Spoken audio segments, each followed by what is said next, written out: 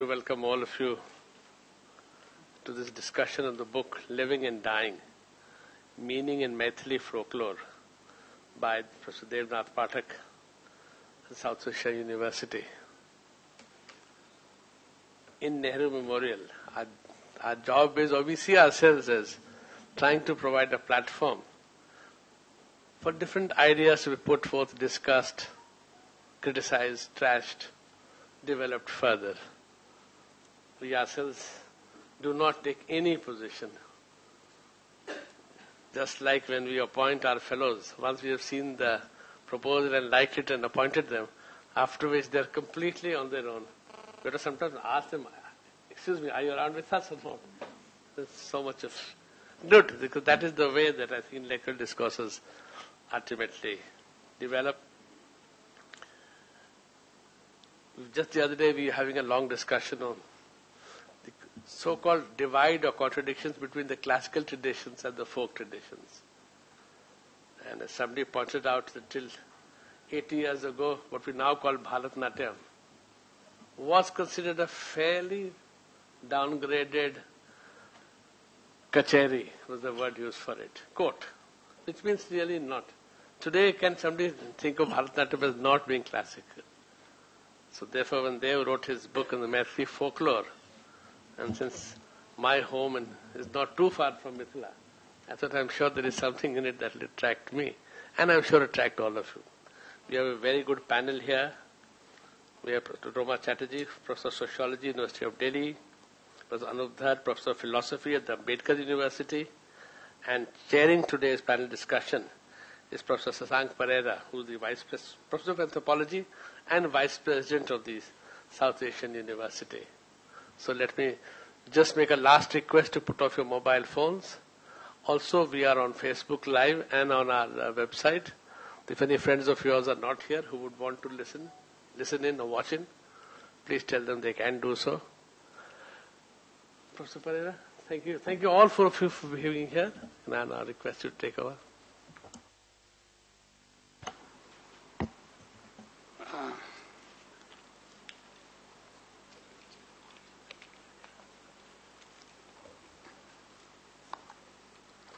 Thank you, Mr. Singha. Because of this slight reversal of roles, when I was asked to speak, I wasn't going to chair this. But now that I do, I thought in the efficiency of things I will make slight difference, and that is from instead of me coming in later, I will say what I have to say about the book now, and then hand over to Roma and Anup. I suppose we take about, 10 to 15 minutes each, and then we'll open up for discussion. Now, I'm reading Dev's book that we are here to discuss today as an outsider on multiple counts. And that is as an outsider to India, as an outsider to the Maithili region in which his fieldwork was done, and also as virtually an outsider to the sociology of India, in which this book will be conventionally located. The last of these three outsider statuses is what concerns me the most. This is not just about me, but many of us around. And I thought I should say something about this, as it also explains my interest in the book, beyond the simple fact it is written by a colleague. The more I focus broadly on South Asia as an idea, as a place, and as a possible framework for research and theorizing, the nature of methodological and intellectual nationalisms and the resultant parochialisms in the sociologies of this region becomes more obvious. We are generally very comfortable with the sociology of our national location that we have inherited by an accident of birth, be that in India, Bangladesh, Sri Lanka, or whatever. Often, we are also quite glib with the theoretical and conceptual formulations we have very diligently borrowed from the global north. Compared to this, however, our knowledge of the region beyond the restricted comfort zones of our national locations is marked by extreme intellectual poverty. When it comes to this sad state of affairs, I don't think I'm any different from my colleagues in India and beyond.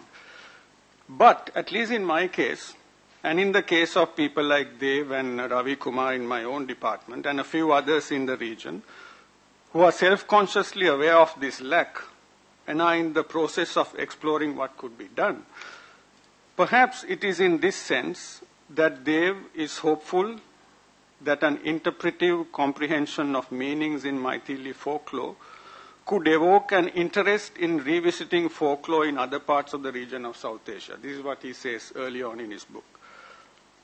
A non-conventional hermeneutical engagement with Maithili folk songs that Dev has attempted could indeed offer methodological possibilities in reading folklore in South Asia more broadly. This is one interest I have in the book in the long term. The other, of course, is it adds considerably to my very limited knowledge on the sociology of this country. In other words, it is part of my ongoing, slow, but self-conscious self-education. What I want to do today is to simply flag a few things that came to my mind as I continue to read the book, which I'm yet to conclude. It takes a bit of time. And as a result of my incomplete reading so far, some of my references and inferences may be wrong. And Dev and my two colleagues, who are more familiar with this material, can correct me when they speak.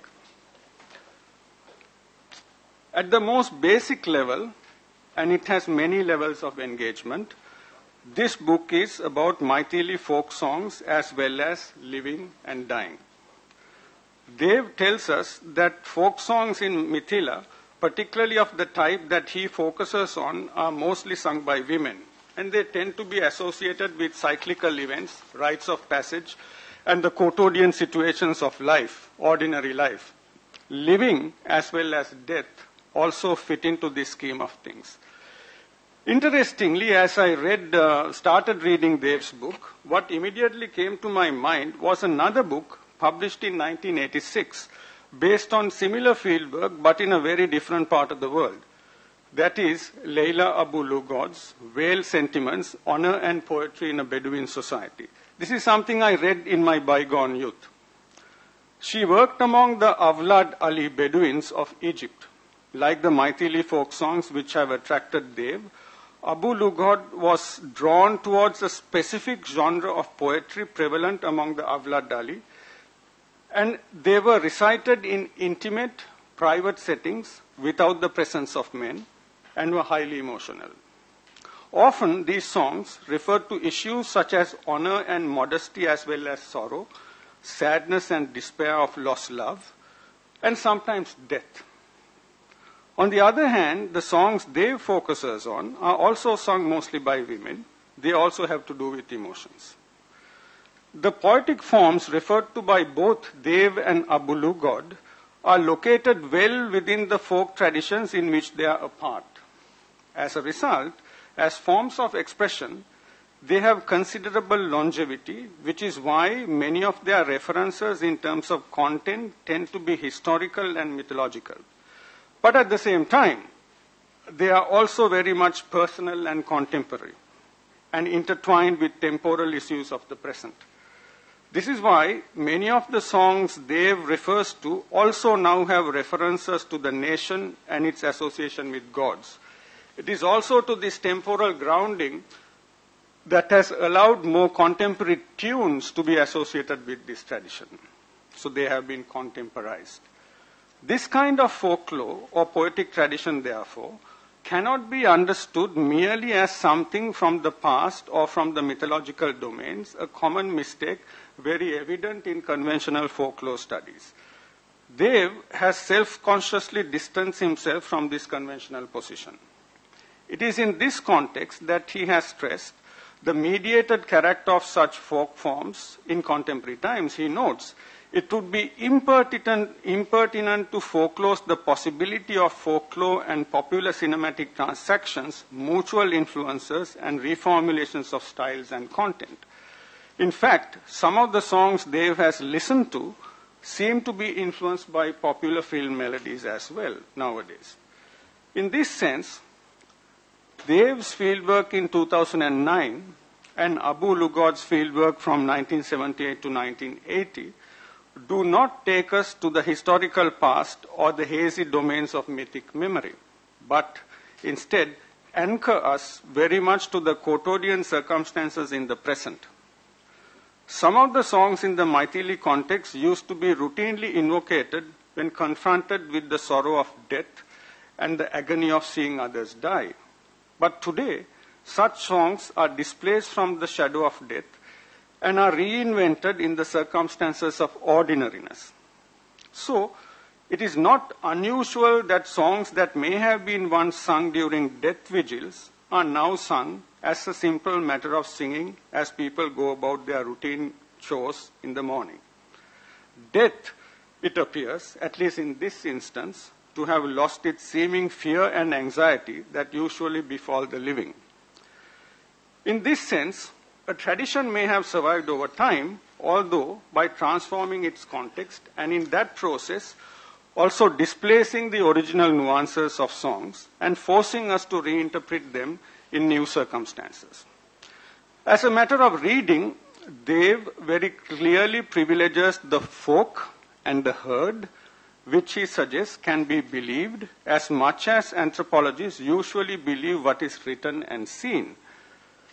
Through this excavation, he is trying to fathom the kind of folk philosophy and popular ideas that emerge from these songs, even though these philosophical renditions will not have the abstract clinicality associated with the classical Sanskrit tradition or the recent academic traditions of philosophy with clearly defined epistemological approaches. Instead, this philosophy, or as I would prefer to call it, attitudes to life, death, and the world, has to be understood in a generic semantic sense with references to reasoning with cognitive and emotional categories. These are Dev's words. These attitudes of folk philosophy, as Dev has called it, tends to combine specific ways of reasoning with selected acts of doing, which reinforces each other and also gives its overall discursive personality. In this sense, though privileging what is heard, Dev's focus is not only on words, but also on other things that are heard but not uttered. This includes wailing and weeping that accompany moments of death. However, sounds in this sense have often eluded the attention of ethnomusicologists. How, when, and where songs are sung also provide additional contextual meaning to this equation. It is in this overall cluster of meaning and expression that Dev has referred to as the art of dying in Mithila folk philosophy. Death, of course,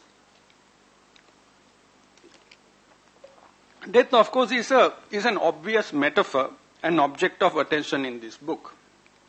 Death in contemporary times in the Maithili region, like elsewhere in the world, takes place in the backdrop of obvious advances and failures of allopathic medicine, traditional beliefs in healing and their transformations, the circuses often performed by the market, seeming realities created by insurance companies and performed by the media, rigid dogmas mandated by institutionalized religion, often with the tacit facilitation of the state, but at times ruptured by popular beliefs, and so on. It is in this same crowded and messy field of signs, things, and activities, replete with numerous cultural scripts, that Maithili songs referred to by Dev must also coexist and at times reconfigure and transform. It is in this reconfiguration that many songs that used to be sung at times of death are no longer sung at such times, but are recited at other moments that have nothing to do with sorrow. But there is adequate repetition of ideas and patterns as well as acceptance across social groups in the region to perceive these songs as a specific genre and as a specific analytical category, as Dev has done. He notes in his introduction that people he met were often confused as to why he was so keen in searching for meanings in death. For one thing, in the South Asian cultural terrain, death is often perceived as depressing and foreboding. And as a result, death as an idea lacked the political and intellectual sexiness, ethnicity, nationalism, gender, and so on had acquired at different times in social sciences. Also, this is hardly surprising at a time when even in academic circles, we are often asked what is the policy relevance of our research is. Surely, living and dying in terms of the Maithili worldview cannot have significant policy implication for the Indian government's or the Bihar government's development initiatives. But death is not only about dying, it is also about life. And living is also about death. This is the kind of day-to-day common sense my Buddhist upbringing taught me a long time ago. In terms of Buddhist ideas of samsara, life, death, and rebirth, life and death constitutes of two phases in the same continuum. That is, life does not begin at birth just as much as it does not end with death. This scheme of understanding death is not that different from what Dev describes from the worldview of Maithili. Here too, death is not an isolated event. It is not simply imagined in metaphysical terms, but is imagined through idioms of life. Death here is both an indulgence in life and a matter of transcendence after ideally a happy death ends the physical existence of the present life. Despite my unfamiliarity with the cultural domain and the worldview of Maithili, I was intrigued by how familiar its reflections on death seem to be. This is perhaps due to the intersections these ideas might have had with Buddhist notions of death I am more familiar with at some point in time in Mithila's ancient past. I could not resist letting my mind wander about the possibility of a sociology of death across our region in times to come. In any case, reading Dev's book, Advancing Age, The Stress of Living in Polluted Delhi, experiencing the rapidly shrinking public sphere and unenlightened politics in our own lifetime in this region, and above all working in South Asian University, have nudged me to revisit ideas and meanings of death more reflectively in recent times. However, beyond the seeming morbidity of the book's title, its elegant but somewhat disturbing cover, and what a cursory reading of its pages might suggest, much of what Dev describes as the art of dying in the Maithili worldview is also about the art of living.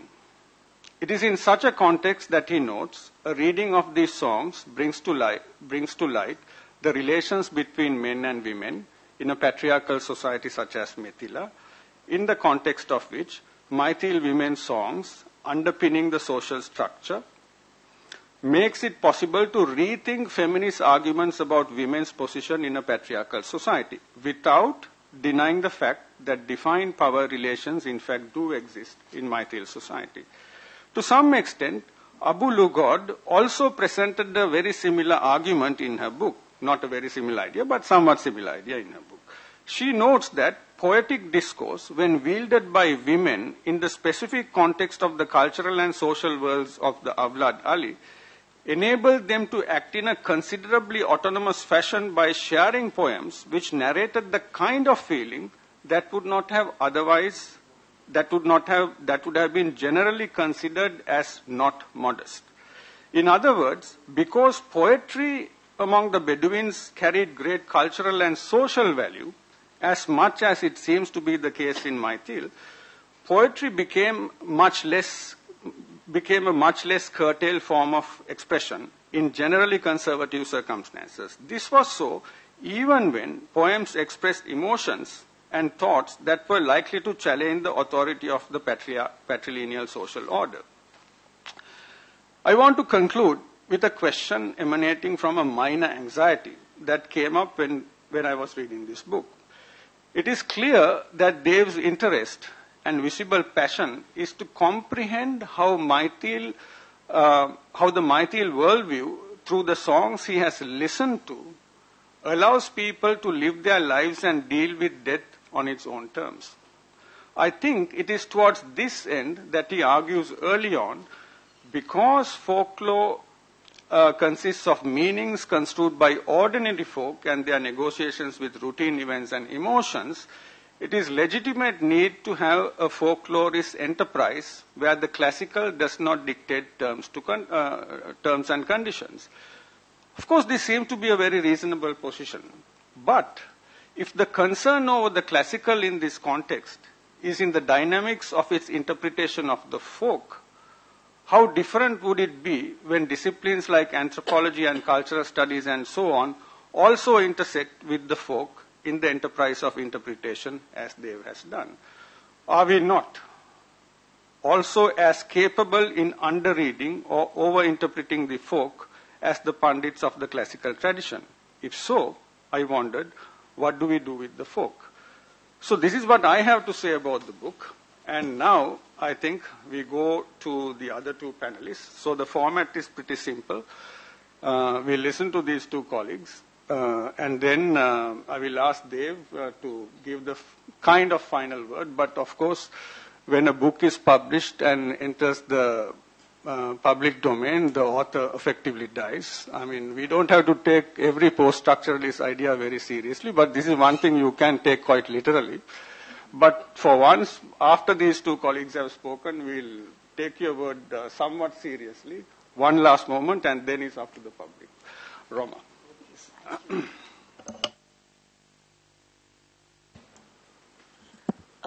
I thank you for inviting me to participate in this panel discussion. I think the points that I'll probably make, I will restrict myself to some methodological points, given the fact that we have an anthropologist who is working in the field of folklore. So methodologically, there will be some differences that I think would be quite important, and I say it in the spirit of encouraging more anthropologists and sociologists, in fact, to take on this kind of studies. We are very few, especially in our country, I'm afraid. Now, I think where I will begin with is this idea, and obviously it is a particular kind of stance that you have taken in the book itself, of the kind of bewildered anthropologist, first field where it is meaning that you strive for constantly and become the butt of jokes as a result. To move on to thinking then about the texture of everyday life within which particular institutions, including literary activities, songs, etc., unfold. So there is a sense of where I think we are still somewhat different from the way folklore works, especially in countries like India, which still have many folklore departments, not so much in Delhi, but in many other parts of the country, where you tend to think of finished forms as given, and it's your job to actually collect. And certainly that is a very, very important part of the folkloric enterprise. As opposed to that, I think for sociologists and anthropologists, the idea of allowing something to unfold over time in the course of a fairly long duration field work, I think gives a very different kind of texture to the very institutions that it is our job to study. So even though I know that you put it in a somewhat comic way in this, here he comes again asking for more meanings. So the idea of paying attention to be attentive to the texture of everyday life, I think is one of the first points that I would like to foreground. In that then, when we think, and if the focus is on the everyday, then what sense does it make to really separate the classical from the folk? And I say this because I have spent probably about 40 years working on some of these questions, where this idea of the classical, and we did hear this from Professor Sinha itself, is a fairly recent, of very recent coinage in India. After all, we did not see classical movement in music, etc., etc. These are terms that we have inherited very recently from the British period onwards. But having said that, is there something significant? And I say this because I do appreciate the fact that you consider the Mithila region as being a region of great cultivation, with its own schools of philosophy, with schools of art, schools of literature, etc.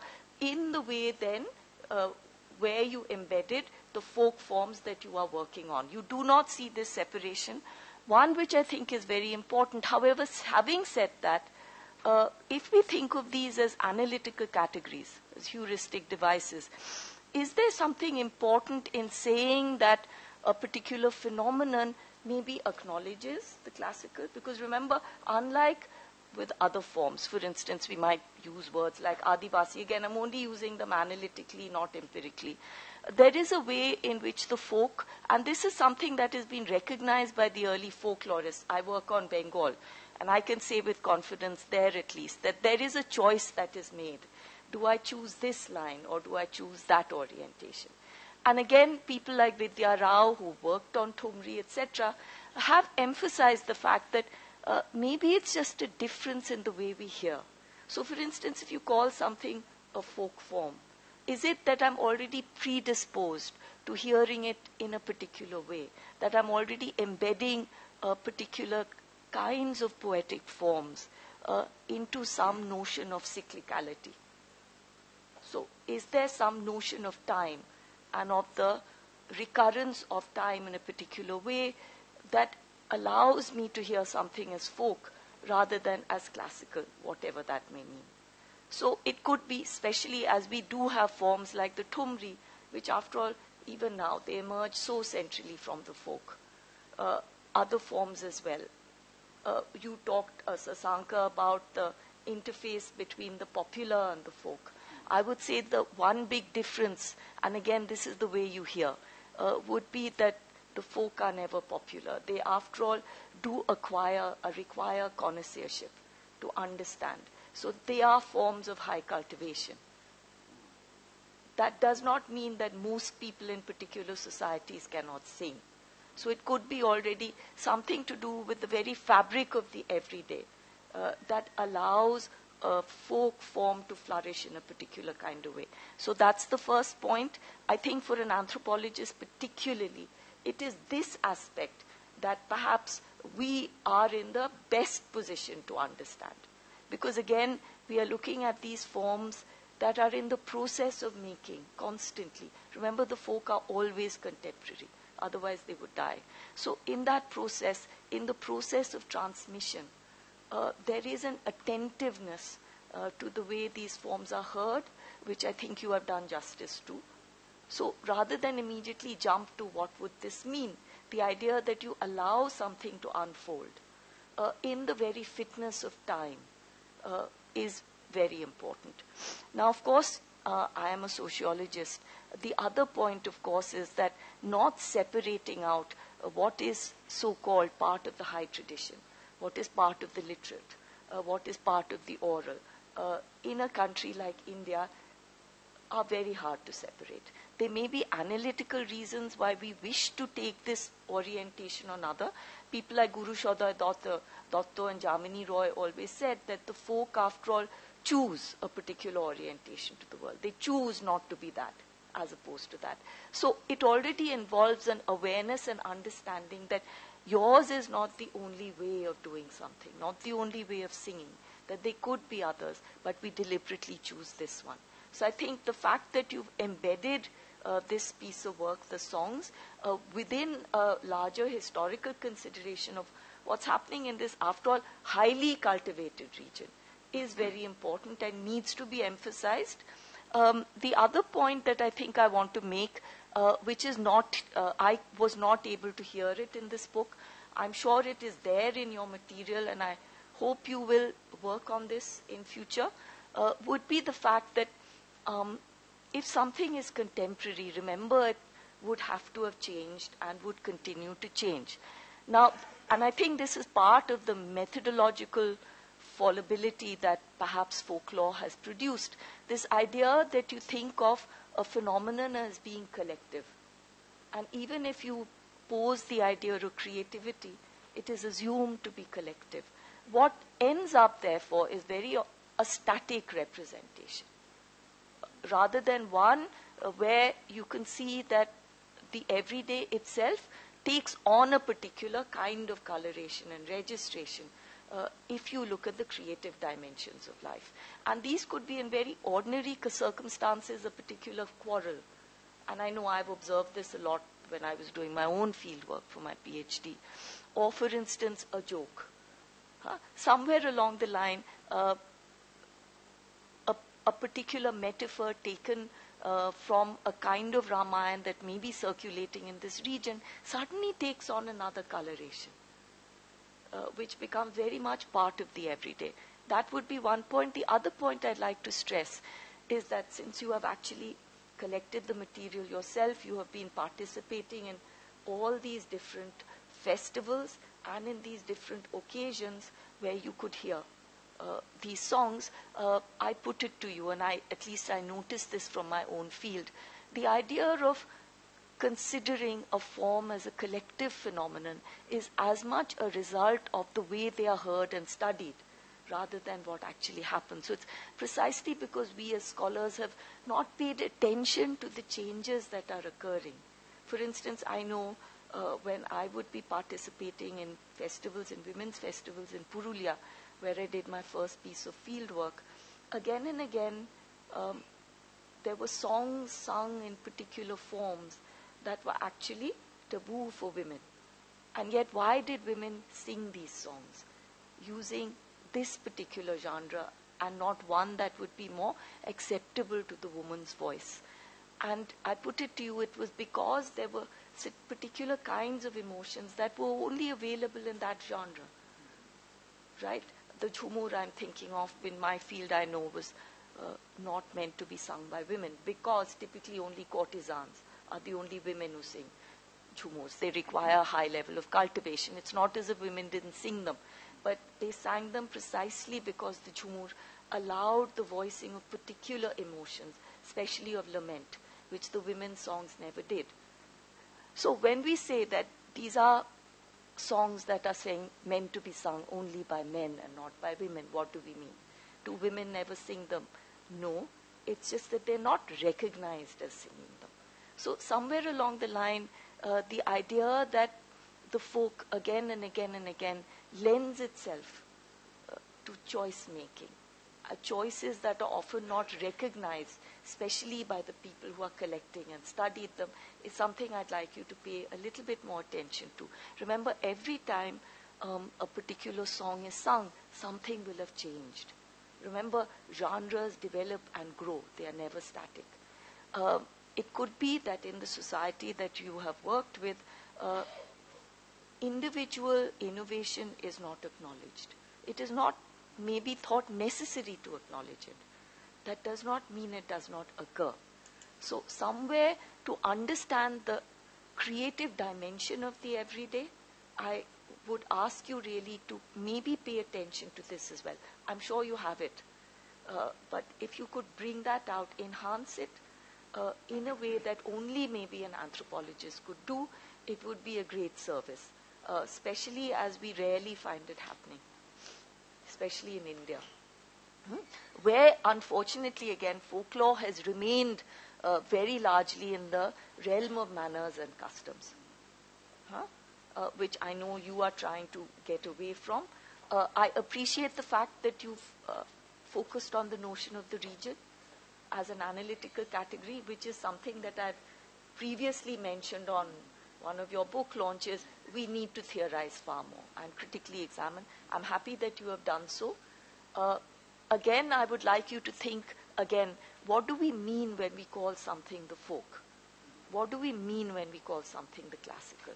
Are these points of orientation or are they substantive differences?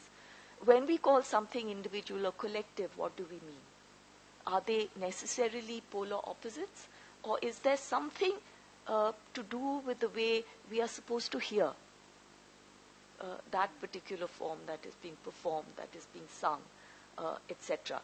Other than the fact that I think there is a celebration of the very act of creativity when you assume that everyone is capable of doing so. And I remember I used to hear this again and again. And of course, it's true that in my field, it's very much a caste-divided society. But what was interesting was that the stories you heard about, and this was musically extremely rich, very poor place, very rich musically. where you could hear different caste groups orienting themselves so differently to these different forms. And many of these forms were sung by everyone, where one group would emphasize the gurus from whom they had learnt. Other people, like with the domes, would say, look, is there any shortage of music in a dome stomach? And of course, they were the professional musicians. Some of the greatest jhumus have been composed by dome musicians. And I was lucky enough, when I first went to the village where I did my field work, a very great singer had died. And of course, there were 10 days of just singing in his honor. He was a dome. And he died, of course, in great poverty. But the fact was that music was something that was considered as a part of every dome stomach. I will never forget. It was not important to remember where you learned from. It was assumed that it was there, and if it was there as part of your environment, it was there to be learnt. So it didn't matter who you learnt it from. It was there by osmosis. It would happen. So I'll stop here.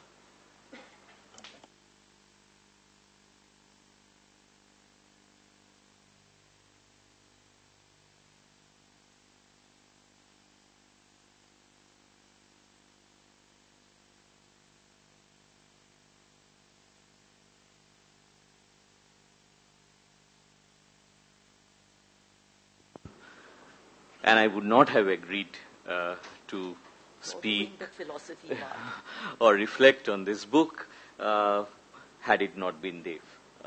He's an old friend, I may safely say now, and I just could not say no to his invitation when he requested me to look at this book. Let me begin with largely take forward one angle from the book. It's a book you cannot do justice to so quickly also, perhaps. The question of death, the book is trying to open up. And I start with a few lines from Michel Foucault's Birth of the Clinic, opening up a few corpses, that chapter. Quote, with the coming of the Enlightenment, death too was entitled to the clear light of reason and became for the philosophical mind an object and source of knowledge. When philosophy brought its torch into the midst of civilized peoples, it was at last permitted to cast one searching gaze upon the inanimate remains of the human body, and these fragments, once the prey of worms, became the fruitful source of the most useful truths. A fine transformation of the corpse had taken place. Gloomy respect had condemned it to putrefaction, to the dark work of destruction. And in the boldness of the gesture that violated only to reveal, to bring to the light of the day, the corpse became the brightest moment in the figures of truth. Knowledge spins where once lava was formed. Kind of a really beautiful poetic take. But sort of he has made his point, the relationship with death that we would now have. And Foucault's next line, I skip a paragraph over here. The conflict was not between a young corpus of knowledge and old beliefs. And he actually questions the idea in the paragraph I'm not reading that there was a time when the corpse was opened up and earlier Christianity did not let us open the corpse, etc., etc. He's questioning this actually over here. He's saying, no, corpse were already being opened up before this. He has dates, 1760 and all that. And he said, this is needed because this had to be set up. A new corpus of knowledge, medicine now, where the corpse would be opened up, and an old belief which would not open it up, which would look at the body in a certain manner, which could be called temporality, but now it would be space, the body opened up, a kind of geography. The conflict was not between a young corpus of knowledge and old beliefs, but between two types of knowledge. And that is where, Dev, I was trying to read into your work actually. Are we dealing with, and your take on modernity and tradition in the conclusion actually gave me this idea that it is not between an old knowledge, traditional knowledge, or a modern knowledge, but perhaps between two types of knowledge. Two types of knowledge which are not pure. Of course, you say it repeatedly in the book. You repeat it a number of times actually, as if to warn us, to warn yourself, ki, no, it's getting mixed up, it's not one, it's not this versus that, etc. But between two types of knowledge, or what we could call knowledge, more institutionalized, organized, and on the other hand, know-how, including what you call, and I really like this phrase, emotional truthfulness. We have hitherto thought of cognitive or intellectual truthfulness, Science is about cognitive truthfulness. But what is emotional truthfulness? And that was quite beautiful, I thought.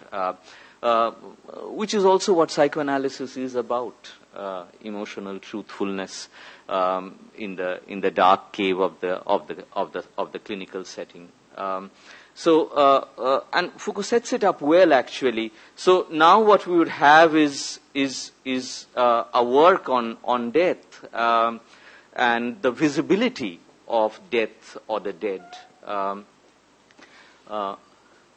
In 18th century medicine or medical thought, death was both the absolute fact and the most relative of phenomena. It was the end of life, and if it was in its nature to be fatal, it was also the end of the disease. With death, the limit had been reached.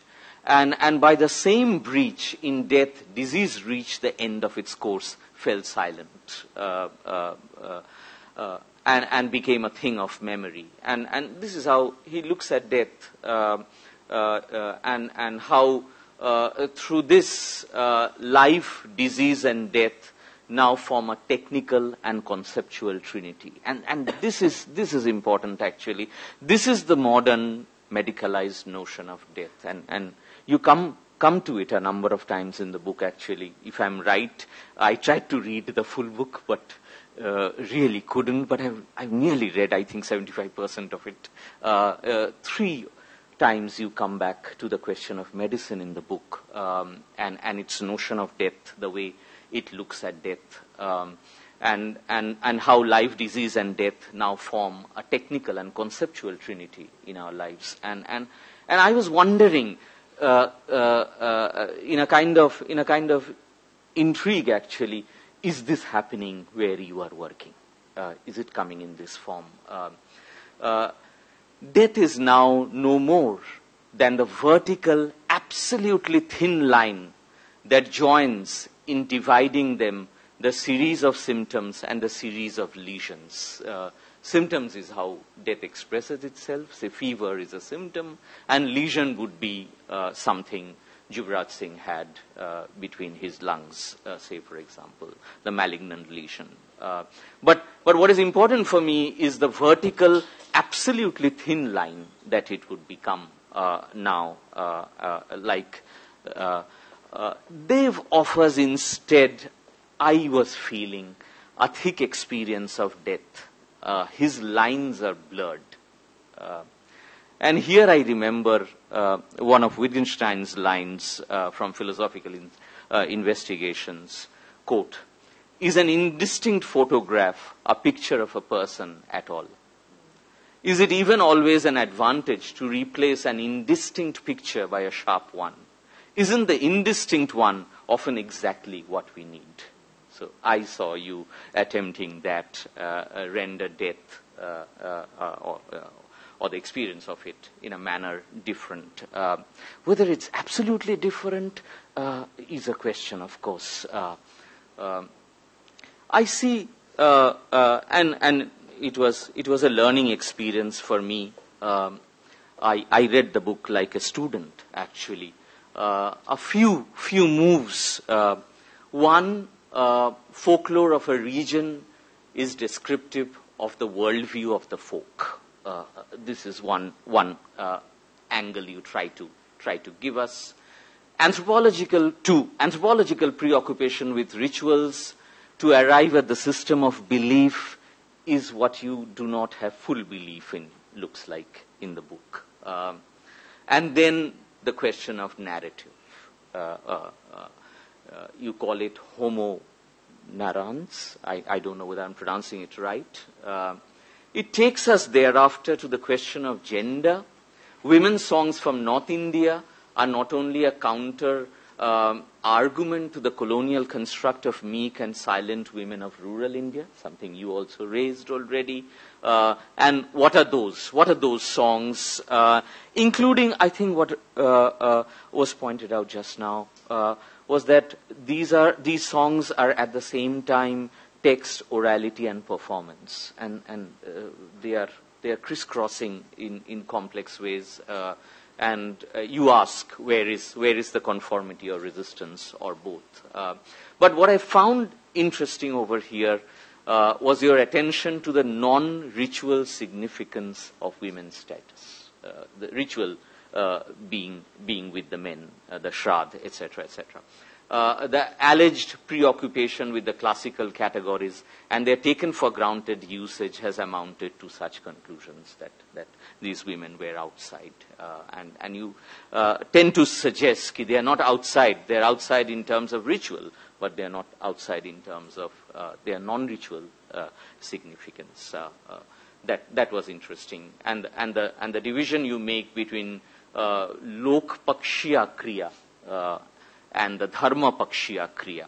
The dharma pakshiya kriya would go to men, it looks like, including the relationship among categories of folklore, worldview, and the feminine. And you say you want to do, and this is for the audience who may not have read the book. He calls it a sonic anthropology of death. Quite interesting. And crying appears to be a main folkloric tool. The way the songs come up, I will just take up one. Maybe it will be of interest to some of us who haven't read it, and how it is possibly a beyond.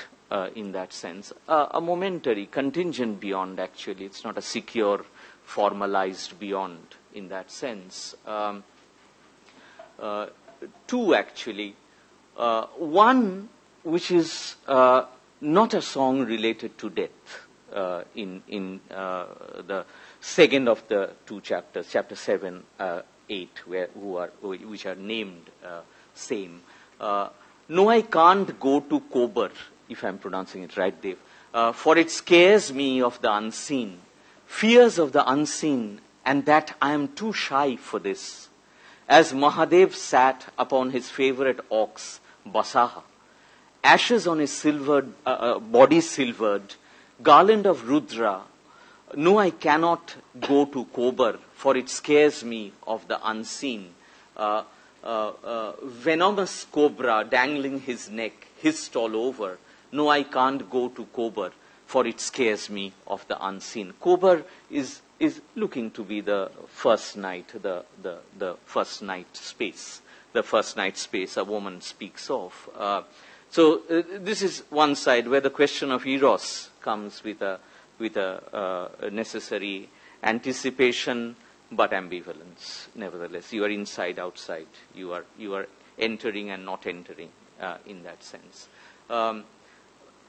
Interesting over here is the Song of Death. I skip a few pages and read that side by side. Beloved beyond compare went off the shore, sends neither a word nor any lore. How would I go to the abode of my beloved? Listen, O friends. As and when arrives my beloved, a palanquin arrives for me. Now likely I'll be going to the abode of my beloved. Listen, O friend.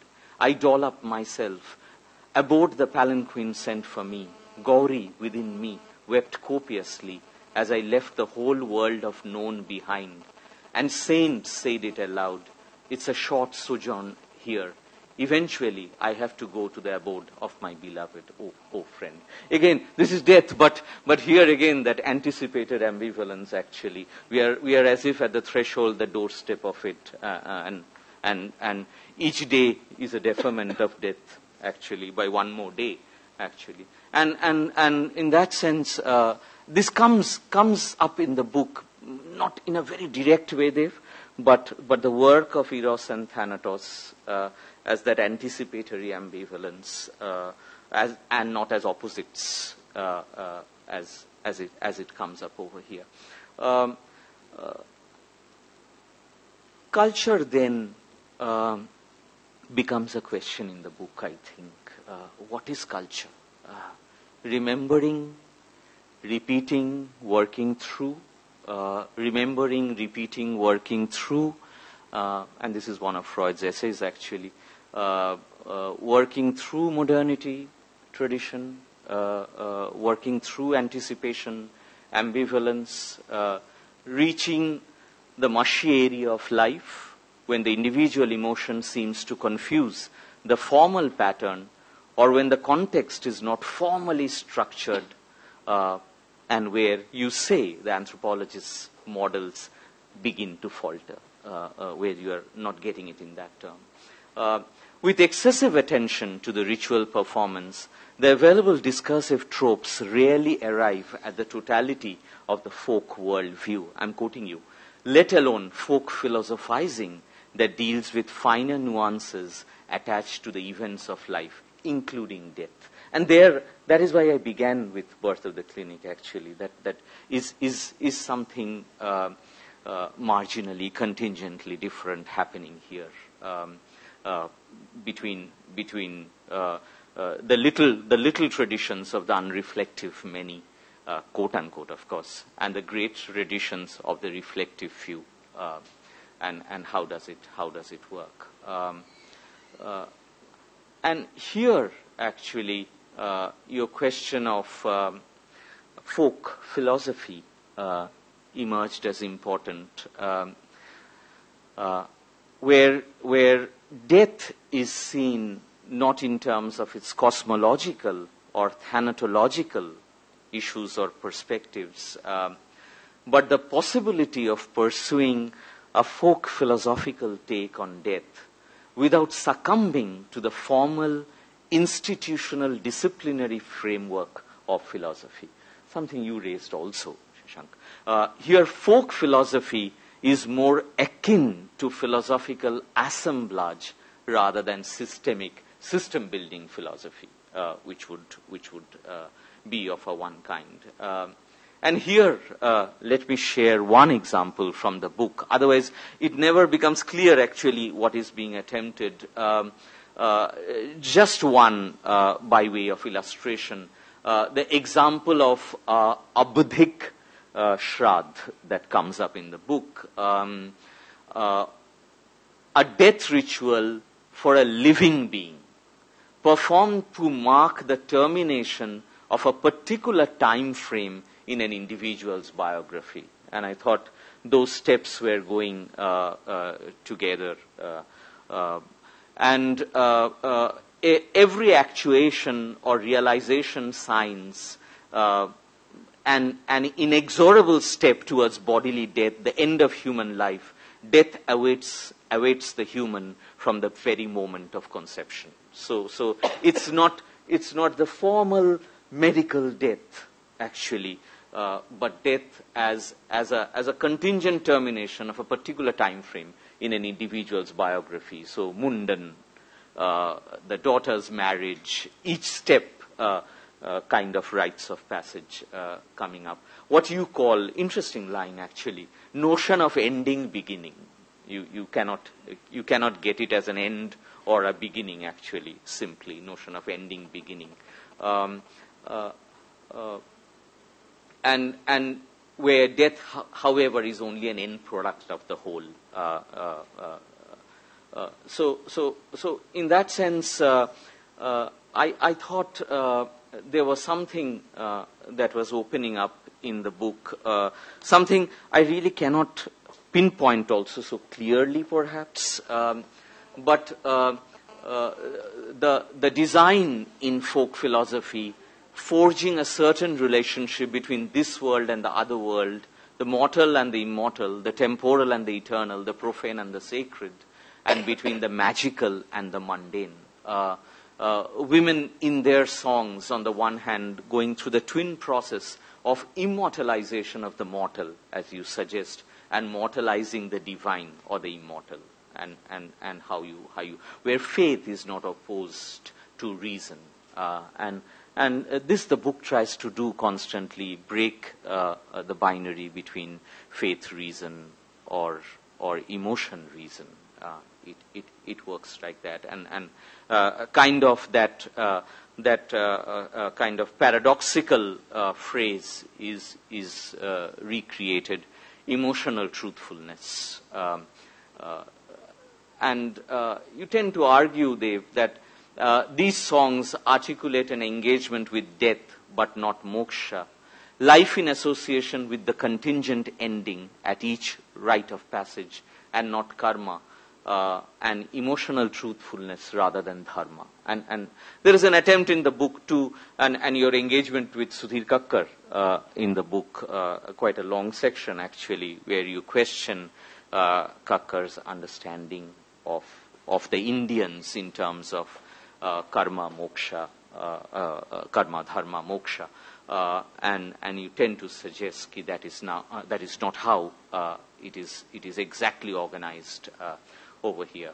The medical disposition operates within its own institutional and administrative lexicon. The socio-cultural framework, however, facilitates further relationship with the dead and follows its own timeline to initiate its relationship with death, which I'm calling the blurred but thick relationship with death.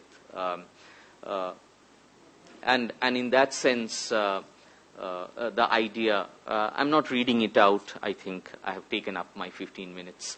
Let me end. The idea of emotional truthfulness, the imagination of death and dying, utilizing metaphors from events of life, and the iholok and the paralok remaining in a kind of I would say constant, immanent dialogue. It's not transcendent. It's not above. It's not beyond, and a kind of coalescing into the immanent, into the which you tend to call every day sometimes, invoke every day.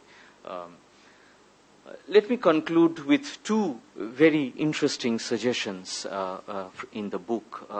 One, that long section on modernity and tradition. Contextual modernity intertwined with tradition is what he calls it.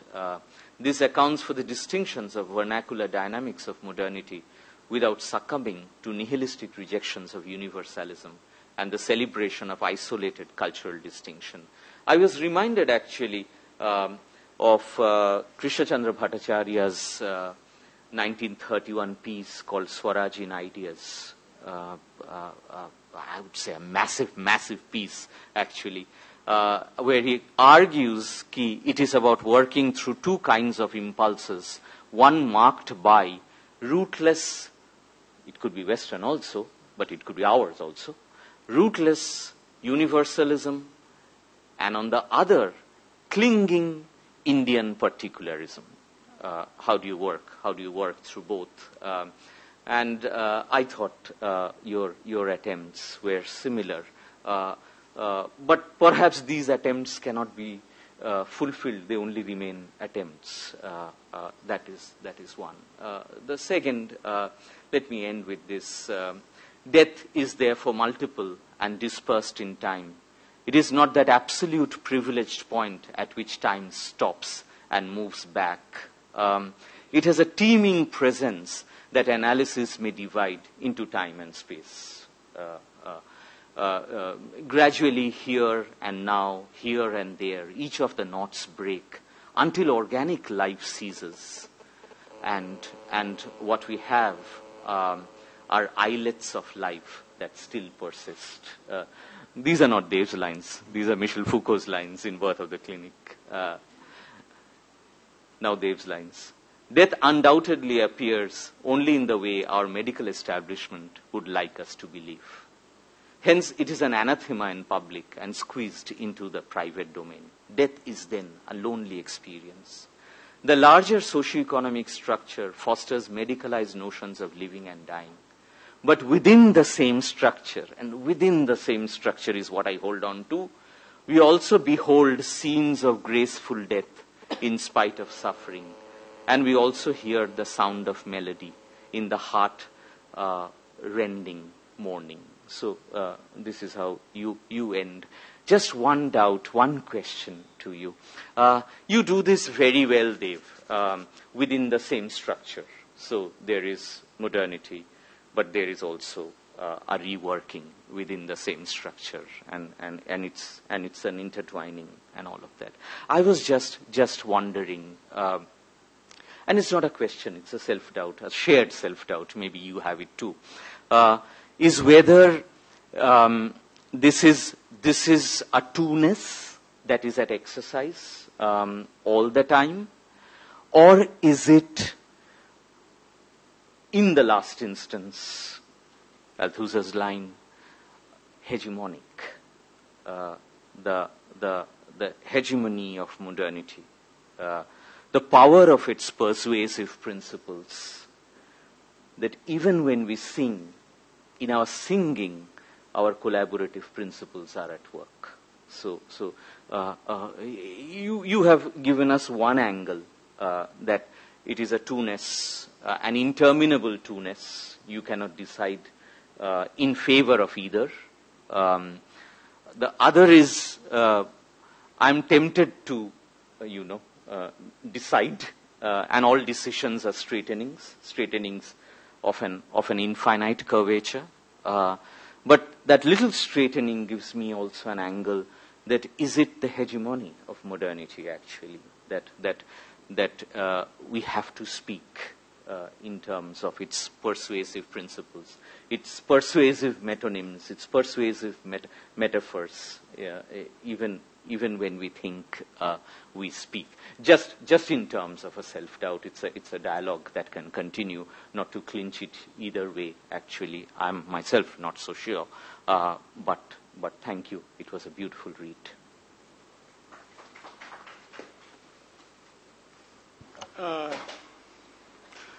Okay. Now, I was saying at the beginning that it's a somewhat commonsensical thing, and that is the imminent diminishing of your authorial authority. So I don't know whether this book has been reviewed before. Anytime, no. So then we are beginning today. But you can see that three people read the same book, and what we have decided to emphasize have become obviously very different. So now that you're also telling me that since it's in the public domain that you feel quite tired to flip through the book and read it yourself, so it's obviously that three positions of some sort have been given, so you might as well share with us yours, and after that we leave it to the public.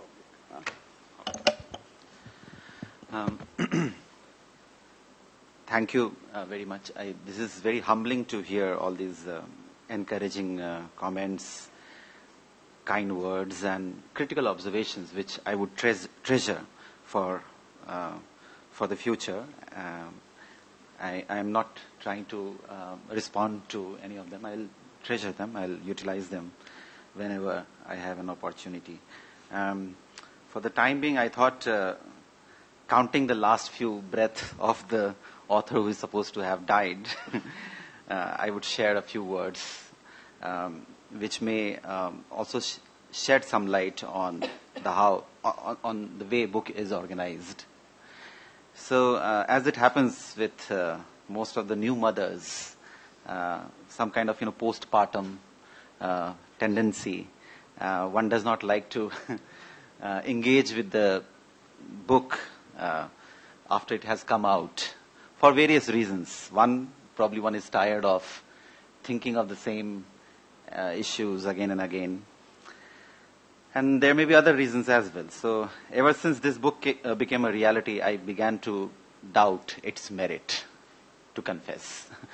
Even though I respect your kind words and the way you have encouraged me, I wish I could go on sharing a long list of the reasons why this shall be called a badly done book. Indeed, there are such strong reasons, but I cringe at the thought of doing so for another reason, not so parochial as my book, hence I need to defend it. And the reason is ubiquity of death around us, which affect us in varied ways. We recognize it or not, but we do get affected by the kind of instances of death that are around us, happening every now and then. This is not innocuous ubiquity of death that we encounter. It is largely characterized by death of death, which this book tries to flag right in the beginning. It's some kind of anathema of death, which is in our imagination devoid of any grace or aesthetic value. Most of these are disturbing instances of death that dominate our sense these days, and they are alluded to with ironical synonyms precisely because of the factual details in the background of these deaths. They are reported to us with these ironical synonyms, such as killed, murdered, lynched, bombed, gutted, etc., etc. Every morning, our newspapers establish the banality of dying, while manifold industries drill in our heads the significance of living longer, not aging at all, staying young and looking beautiful, and living life king-size in the legitimacy of consumerism. Quality of life is the criteria for international organizations as well as the state and market. Quality of death is an unheard of category of analysis. Death is no longer the muse of poets, writers, dramatists, or is it so? Seemingly, the absurd prevails on the aesthetics of death. This is one kind of cultural politics that denudes death to the extent that it is subject to another service industry, which scholars are increasingly interested in decoding now.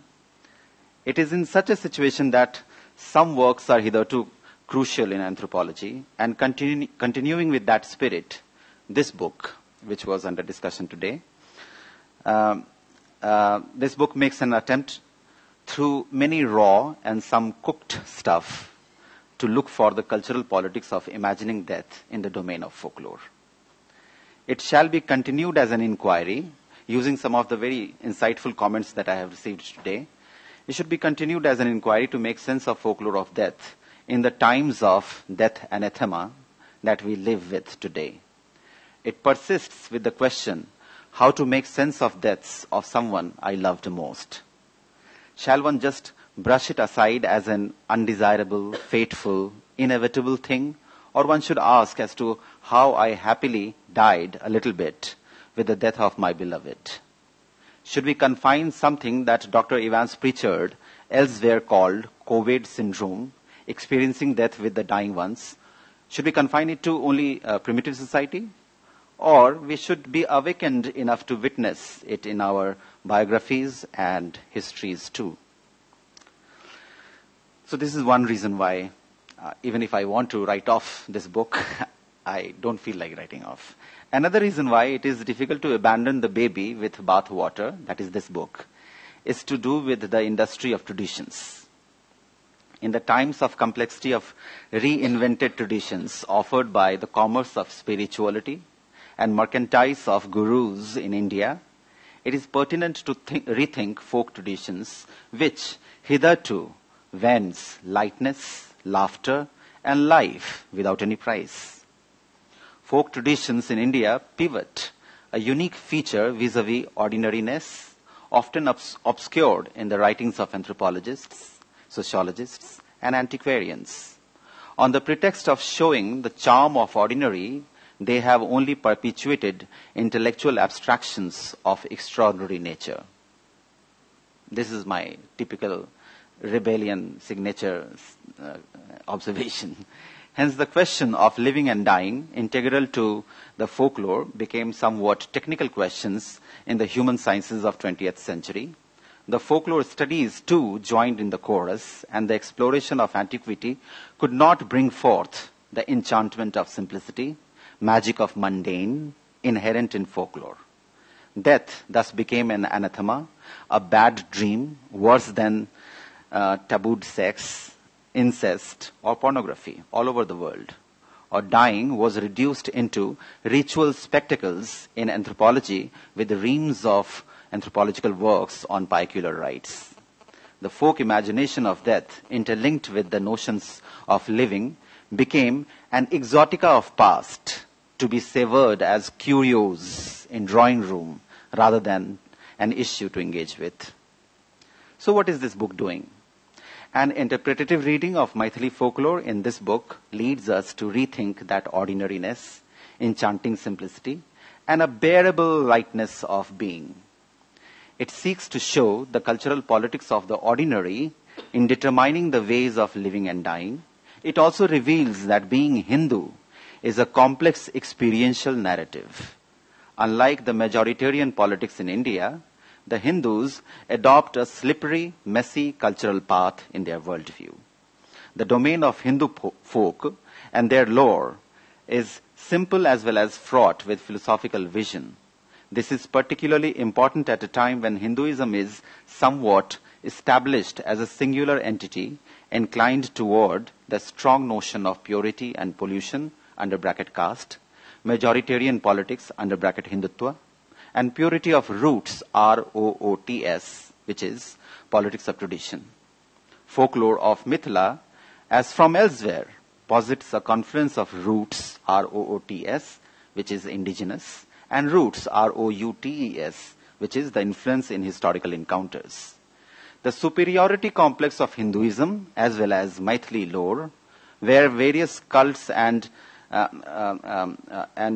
religio-intellectual traditions intersect, that superiority complex of Hinduism as well as Maithili Brahmins meets with a daunting challenge in the domain of ordinary folk, where this intersection happens. The Maithili-speaking Hindus of the linguistic region called Mithila in the north of India articulate an uncanny intersections of faith in their folk songs, tales, riddles, proverbs, inter alia. Buddhism, Tantra, Kabir Panth are most vivid in the Maithili Hindu practices. The loan words from Persian are commonly found in various modern compositions too. In short, the linguistic area of Maithili-speaking folks offers a landscape of speech marks, a kind of antithesis to many of the status quo, including the cartographic crusaders of Mithila. Most importantly, the intellectual terrain pertaining to Maithili folklore underlines the centrality of the folk songs sung by women and lower caste men folk. It brings about a realization that women in veil are not so secondary as the classical Sanskrit texts or the normative order of society may persuade one to believe. From behind the veil, women offer scathing critique of the normative order, supremacy of Brahmins, and emotionally deprived experiences of menfolk. A new dynamics of socio-cultural, religious, normative order emerge from the songs of women. In addition to lending support to the tradition of criticality, criticism, this also chisels out an imagination of living and dying. The songs from the calendar of events, rite of the passage, and everyday life nudge everyone to understand that death is as normal as is life. The kaleidoscope of Maithili folklore enables the folk from across age groups to take the act of dying in a natural attitude rather than in modern medical thanatophobia, fear of death. The dialectic of union and separation, coming and going, birth and death characterize the folk philosophy. The book thereby makes a critical contribution to the anthropology of death, rituals, mourning, and religion. And it does so with irritating revolt against de-philosophized readings of mythology, worldviews, and people's praxis in conventional anthropology. Yet, one is not so happy for the raw meat in the book comes in the way of the cooked.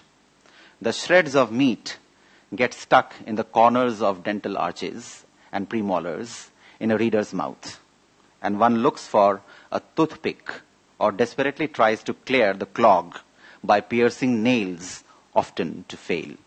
Whose fault is it? The tooth line in the mouth of the eater, qua reader of the meat? Eater of the meat or reader of the book?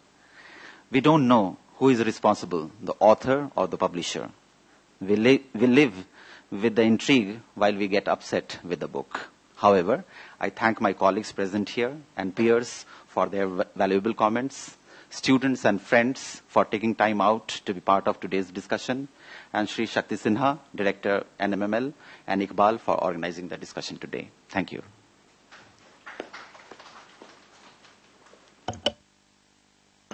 Okay. Well, not bad. Not bad at all. I mean, so I'm not sure how many people have read the book. I know at least the three of us have read most of it. Now I'm not sure if Dev has read his own book, but if there are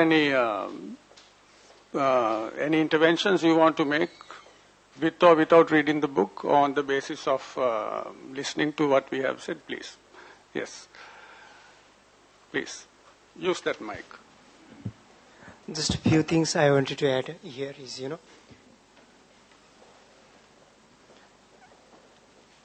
since this idea of death and understanding death is even, something that I wanted to work on, and I think I have done my MA dissertation on the phenomena of death, understanding death.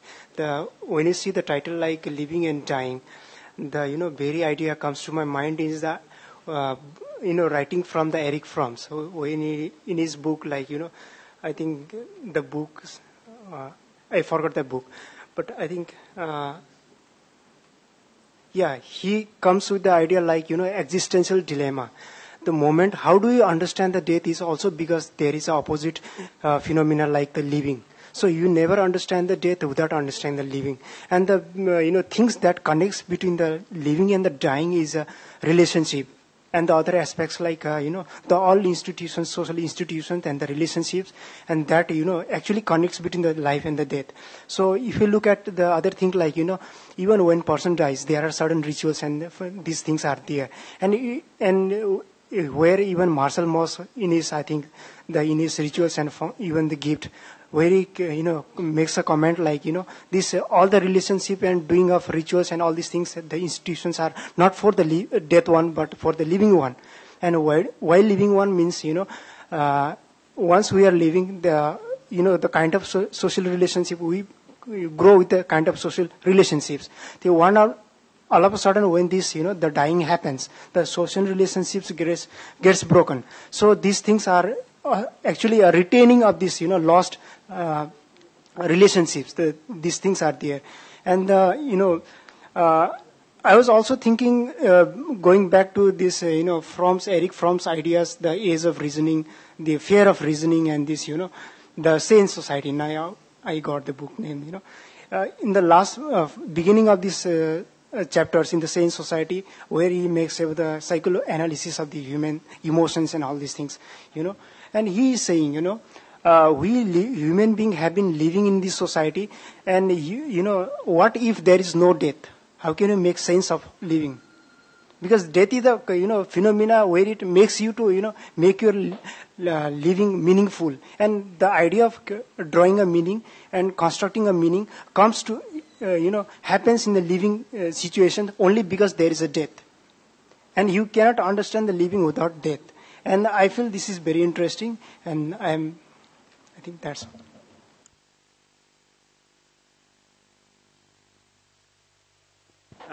Just a small query. Which are the regions in Mithila that you have covered? One, since this is a very vast region with a huge population. And why this choice of literature around folklore, around death only? The choice of the preposition meanings in Maithili folklore and not meanings of Maithili folklore. Fourth, what constitutes the folk in Mithila? And who are these ordinary people who are singing these folk songs? Are they not Brahmins, or they are just lower castes? These are some of the queries, I think.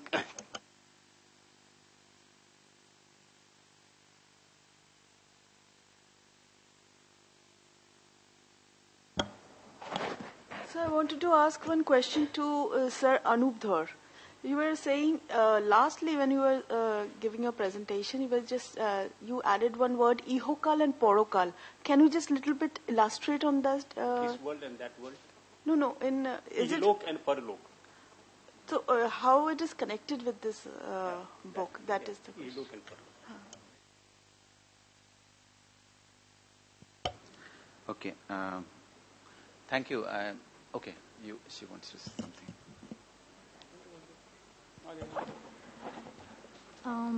So just a query that I am also a research scholar, and I'm attempting to understand the concept of suicide as lived by individuals who have attempted suicide in the Indian context. Now, suicide in the 17th century was basically defined as self-murder and self-killing. And over the years, there has been a transition in the kind of meaning allotted to the word suicide and the way it is processed in the terms of experiencing suicide as a lived reality. My question is that when you were understanding the concept of life and death, in a culture where you said that the folklores are talking about contingent everyday aspects of life and how there is death in everyday routine and yet there is life in it, when there is a blurred line between life and death, then how is the concept of suicide understood or addressed, and whether or not it is acknowledged? And if it is, then how exactly? Thank you. I think I should, yeah. So I'll be very precise. I don't know if that can give justifiable answer. So like many other places, Mithila is also, again, taking it from the folk conception, is divided into this north and south. Mithila, north and south. So most of the chaste Maithili speakers, predominantly Brahmins as they claim, are from the northern part. And the southern part is supposedly rustic Maithili speaking folks in the south of Mithila. I deliberately performed the intellectual politics of staying slightly away, as much away as possible from the northern part, where all kind of superiority claim is forcefully presented to you. I mean, the best thing came from Mithila. If you want to understand that, you go to the northern part, any village in the north of Mithila, you will be fully convinced that the best thing on this planet, which has happened to this planet, is nothing but Mithila, right? It is in the southern part where all kind of improvisations, all kind of leeway are taken in terms of, linguistic style, in terms of, cultural performances. The kind of Maithili that you would hear in northern part, I can name, say for example, a district called Madhubani, which is also the seat of the paintings which are studied by a lot of our art historians and scholars. But it's not that the Madhubani painting is not in the southern part, but it's not as smartly done as it is in the northern part, right? Songs would be rendered in a style with mannerism which will be more or less sophisticated in the northern part. So I deliberately chose areas which are in the south of Mithila. Even in south of Mithila, some of those villages which where Brahmins, it may have a Brahmin population, but it's still inclined to all kind of intermingling with other caste groups. So that one could get a sense of, again I would use the phrase raw and cooked within the context of folklore. And therefore I went around some of the villages which are predominantly in the southern part. I named some of those villages. There is one called Fulhara, which is in Samastipur district. There are other villages which are in Darbhanga district. And then on the way, I mean, this is also like something which requires more methodological discussion. It's also like a methodology of wandering performed by an anthropologist mostly without any design. I mean, without preparing, without saying it so in the research proposal, one goes around wandering, and the whole wandering exercise itself becomes a methodology. So that is one thing to answer. Why death only? No, there was no preoccupation to begin with, death only. That would have led one to look for, it would have been very difficult to start that journey. Why? Because most of the compilations, if you want to look at the compilations of Maithili folklore, done by local publishers in Patna, in Darbhanga, or even Sahitya Academy in Delhi, those compilations would not have much under the category of death songs. There is one compilation published by Sahitya Academy, which was edited by Anima Singh, a very famous figure, which has one song appearing in the end under the category called death song. If you ask folks out there in those villages, be it in north or south of Mithila, about death song, they would say, what kind of song you're talking about, right? So they would not... they would say there is no death song. I mean, we don't celebrate death. It's very unlike Tamil context, or even for that purpose, we have institution of Rudali in Rajasthan, which has become by and large very ritualistic, performative event. Some folks would also inform me, some learned folks in Mithila, particularly in the northern part again, where they think that they're the repository of finest knowledge. So they informed me that there used to be some kind of institution in Mithila which was called Nepo Bhatin. So there would be mourners who would come on the occasion of death, and they would sing songs as part of mourning, which has now become extinct. It doesn't exist anymore. However, one comes across songs which will lead you to the idea of dying. And that is what being said in this book, that those songs do not occur on the occasion of death. On the occasion of death, you may have laments, cryings, and that is another very, very humble kind of proposition in this book, where folks stop singing, they start crying, right? And crying, therefore, has to be taken as seriously, which was not the case with most of the earlier folklorists, but later on in Latin America, some folklorists started looking at crying as continuity of folklore, right? Even though it does not give you very clear structure, it doesn't give you clear words and lyric, it has statements, wept statements, right? So I would not say that it started with death only, but however, it became, it's again a typical anthropological style of, creating the holism of life, that life cycle, which is being referred to as rite of the passage here. Which caste groups? This is very, very interesting question. Any sociologist would be very happy with this question, right? So that was my anxiety too. In fact, I heard this blame once, I suppose, that this is by and large Brahminical. Maybe it appears by and large Brahminical, but I have also heard some of these songs which are recorded in this book, sung by lower caste groups. Most of the, I have tried... Brahmin and Brahminical are different things. Let us make a distinction. That we understand, I suppose we understand that Brahmins and Brahminical are different things. When I said lower castes, it means what I was trying to refer to, is it ordinary? Ordinary excludes Brahmins, or it includes Brahmins? Includes. No. That progressive politics is not being performed here. Right. But in some other context, one would like to exclude Brahmins. But here, I don't have a luxury of excluding anyone. Whoever I have heard, I have reported to you, right? So there are Brahmins, there are non-Brahmins, there are lower caste groups. There are also untouchable dome songs, you would say, right? So powerful, very performative dimension. They would not only just sing it. I mean, one can do a caste variation of songs along caste line, and one can very briefly say that when upper caste sings some of these songs, they are less performative, meaning it's very very tonal performance, whereas if lower caste sing, the body movements would be involved, too much of gesticulation would be involved while singing some of these songs. However, it does not mean that there is compromise on the type of meaning type. I don't see much change in the meaning type, and therefore I do not contest my arrival as the reader of those songs at meaning. Meaning is in any case a contested category in this whole book, and that is why it's been debated fairly lot, I would say. I mean, somebody was trying to tell me that before arriving at the folk songs, you clear your position. You spend so many, I think 100 pages in clearing your position. We can't, so that there is... So that's what I would say. I mean, there are variations along caste line, but as far as meaning is concerned, so then I come to your last question, which is about why meaning in meanings in, not meanings of, right? So it's like, is there sociology of India or sociology in India?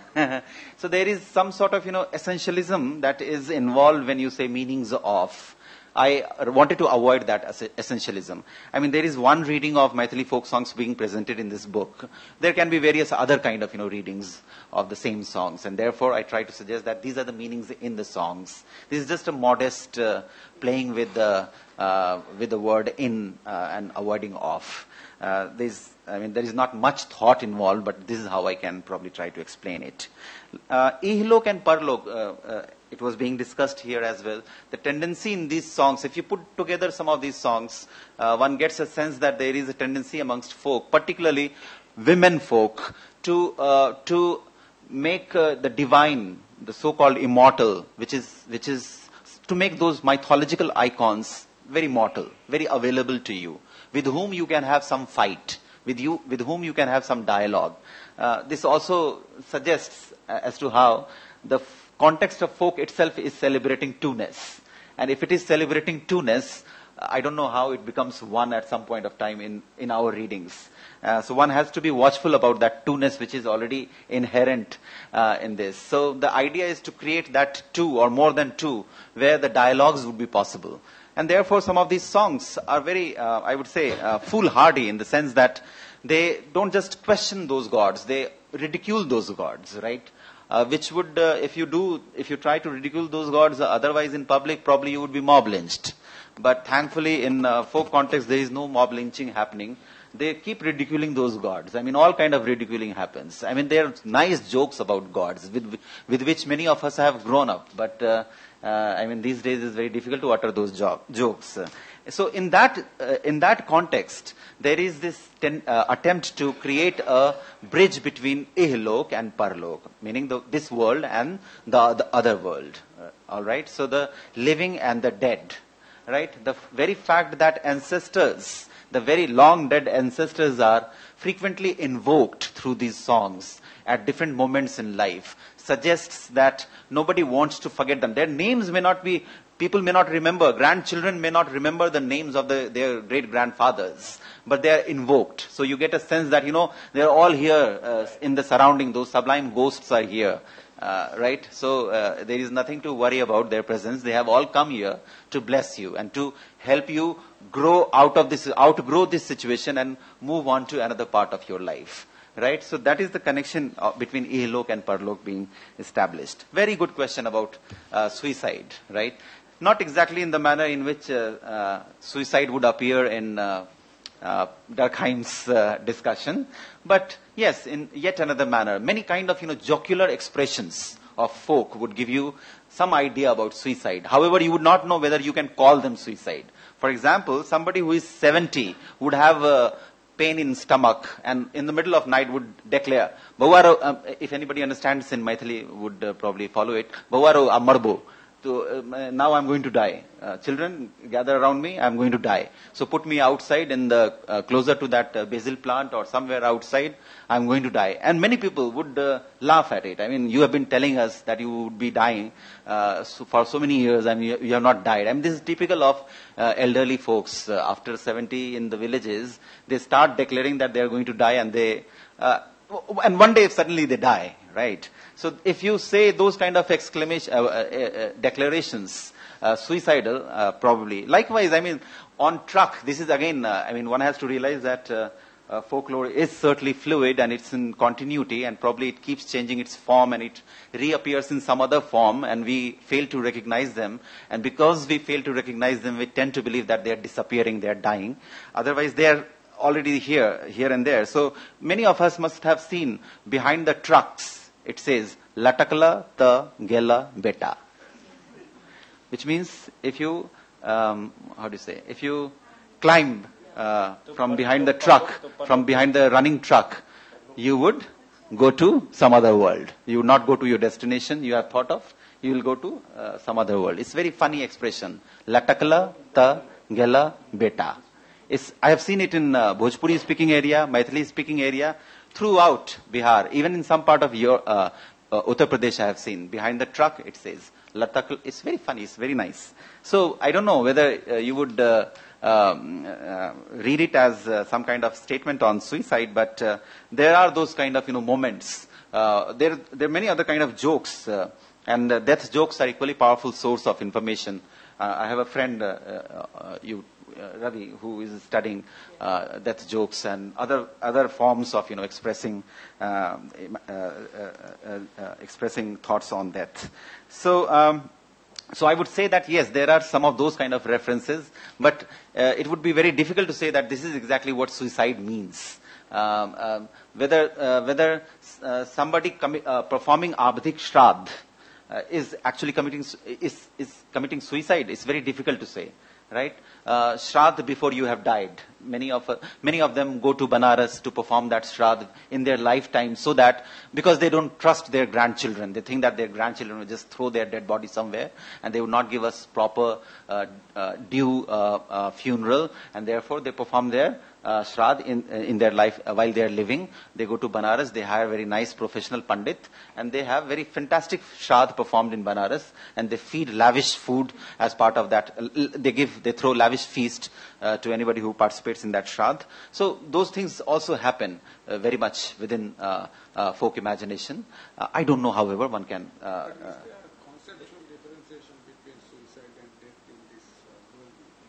No, so in this space, all these references, all these kind of imagination of imagining your own death is not suicidal in the sense. It's related to your normal understanding of dying, right?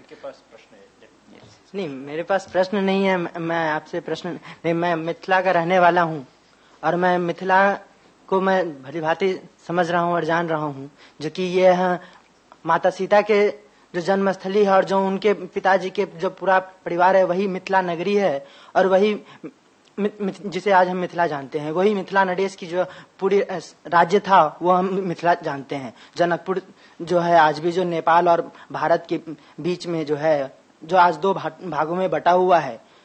जो राजा जनक के दो पुत्र थे तो उन्हीं के दोनों राज्य के हिसाब से बटा हुआ है. तो जब हम बात करते हैं भारतीय समाज में मिथिला जो है वो विद्वानों की नगरी है. वहाँ की जो बात कही जाती है, जो कि वो किसी भेदभाव की व्यवस्था नहीं थी. वहाँ जब हम बात मिथिला की करते हैं तो वहाँ पे विद्वानों से तो विद्वान कहते हैं जो कि जन्म से लेकर मृत्यु तक 16 संस्कार हैं मानव जीवन के. तो मानव जीवन के जितने 16 संस्कार हैं, तो वो 16 संस्कार को अपने अपने एक रीति रिवाज के अनुसार मनाते हैं. सभी में लोकगीत भी है, संगीत भी है, और जिस हिसाब से होना चाहिए, जो आपने अभी कह रहे थे, जो कि मृत्यु से पहले वो अपना श्राद्ध करते हैं. श्राद्ध एक कर्म है, तो श्राद्ध को कर्म तब वो करते हैं जो खुद के लिए, जब वो जानते हैं जो कि उनके पुत्र नहीं है, उनके वंशज नहीं है, जो कि हाँ आगे उनकी कोई श्राद्ध कर्म कर सके. क्योंकि मूलतः यह कर्म जो है यह मृत्यु के बाद वंशजों द्वारा किया जाता है. इसलिए जिनके अपने पुत्र नहीं है वही करते हैं, क्योंकि पहले जो रीति रिवाज है वह लड़कियों को या जो बेटियों को यह नहीं दिया जाता था जो कि हाँ वो करें. लेकिन फिर भी कई जगह जो है कई शास्त्रों में इस चीज को दिया गया है जो कि हाँ कई संक्षेप में वो कर सकते हैं. ये कारण था जो कि हाँ ये रिवाज बनाया गया. और जब हम बात करते हैं जो कि किसी कास्ट के, तो किसी कास्ट के लिए नहीं है ये वहाँ के आपको सभी वर्ग में आपको मिलेगा जो भी लोक संगीत है. घबराइए मत, मैंने भी वही कहा है. वही मैं भी लेकिन एक बात, there is I will say it in Angrezi में बताता हूँ ताकि ज्यादा लोग समझ सकें. सो this is safe to say that our president of my university, Dr. Kavita Sharma, went to Sri Lanka on a visit, and she, like many Indians, she probably bought some tourism package to follow the trail of Sita in Sri Lanka. And she came back and she was very disappointed. She expressed her disappointment to Professor Perera. Sita तो है ही नहीं कहीं, रावण भी कहीं नहीं है. What kind of Lanka is this? This is my very humble response to the celebration of Mithila as the land of Janak. Because there is one chapter, Sita maybe, because there are songs which scolds Rama for giving, traumatizing Sita, right, for doing injustice to Sita. That he would have in other parts. So the idea is to celebrate, but also be slightly watchful about those, those celebrations, because at times they come with certain kind of notions which may not be suitable for developing intellectual understanding. While I celebrate Mithila for a variety of reasons, for the posterity, richness, intellectual richness in past, I would also like to bemoan its fall. I mean, there is no Maithili public sphere today. There is no conscious attempt by Maithili scholars to create that public sphere where some kind of intellectual pursuit could happen. Look at the universities in various parts of Mithila. Look at the scholars in various parts of Mithila. So, therefore, I would be slightly cautious when I go into that mode of celebration. Lastly, in anthropology, we learn a basic lesson that there is no society which will not have some or other kind of stratification. ऐसा कोई समाज नहीं हो सकता है धरती पर जिसमें कि कोई उसमें वर्गीकरण ना हो, श्रेणीकरण ना हो, विभाजन ना हो अलग अलग. ये अलग बात है कि उस विभाजन के होते हुए भी आप में आपस में कितना प्यार मोहब्बत है, लेकिन कोई जरूरी नहीं है. जब विभाजन होगा तो थोड़े से झगड़े भी होंगे. So therefore one has to be slightly broad in outlook to understand all those things as well. Yeah. Why did you choose to write on this living and dying concept just in Mithila folklore? Why didn't you explore about the other states as well? Because folklore is also celebrated in other states as well. But why did you choose only Mithila folklore? Good. Yes, I have heard this question several times. I think next time I should look at some other folklore as well. No, but while looking at Maithili folklore, I have also tried to engage with all other kind of readings of other folklore from various parts of the world. That is one thing. Secondly, this is the basic requirement in, I mean, before understanding 10 other things, it's better to understand one thing thoroughly, deeply, and then try to look at other things. Connecting to the Ihlok and Parlok is also described in other languages, other states as well. Yeah. Other states are Parlok. Well, we can also ask the question, why not Mithila? Because it's in these kinds of things, one has to start somewhere. And I mean, we are also, as a group of people in our particular university, we are interested in something obviously broader too. That's one of the things I was trying to say. Dev's book, in methodological terms, once you fine-tune all these things that we've discussed today, might also allow to look at folklore in a particular way in the rest of the region, not just in India. Right? But one has to start somewhere to try and fine-tune your methodological tools, fine-tune your theoretical assumptions, and so on and so forth. So I would simply say, why not Mithila at this time? Also, the man comes from that region, for God's sake, so why not? Spreading yourself too thin. One has to be cautious. Yeah, exactly. Because thinness of ethnography is also a very tricky thing. In the, then there's no difference between a leaflet and a ethnography kind of thing. Anyhow, we've been warned that we have to wind up. Because, we have to leave there, I think, giving us some refreshments. So I think we should try to use that and also continue this conversation. Thank you, Anup and Roma and Dev. Thank you. Thank you very much, all of you. Thank you.